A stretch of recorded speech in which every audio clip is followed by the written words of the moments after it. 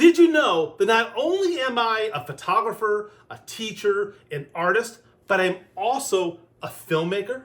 Together with my wife Eve, we've been in multiple festivals all over the world, and we have an Oscar. Oh, wait a minute. It's not an Oscar. It's a Fred. So this is a Fred that we won at a festival in California. We've been in festivals in Germany, and we love the Oscars. We love everything about cinema. We also live in the absolute middle of nowhere, and after getting sick and tired of watching everything in our little tiny 1997 27-inch TV a few years ago, we put in a 10-foot wide screen in our home with the 4K short throw projector. It's amazing, but it's not a cinema experience, which is something that I really love. There's something about going to a cinema and seeing, and being part of that community watching a film. But I also find it deeply disappointing nowadays because so many films, matter of fact, the vast majority of films out there are only seen as digital projections.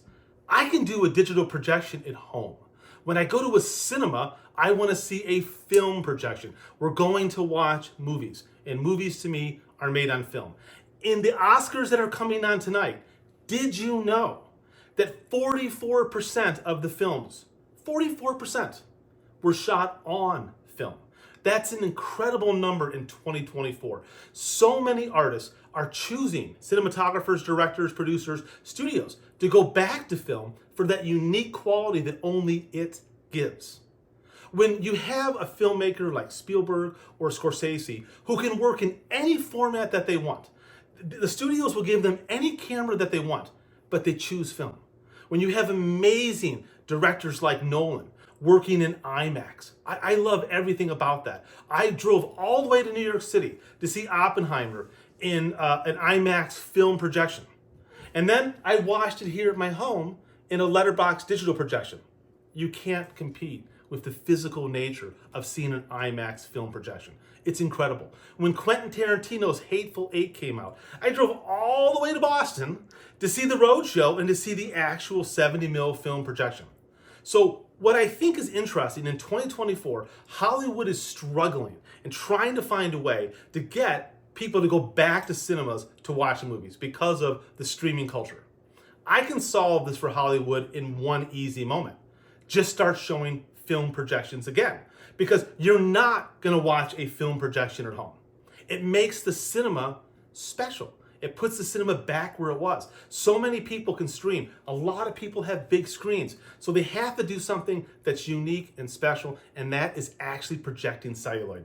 And if you've never looked at the difference between a great film projection and a digital projection, it's shocking. Because of the way light carries over from frame to frame, it feels more continuous. The movement of grain on the screen, all of that is stuff that we're hardwired to really like. That 24 frames per second.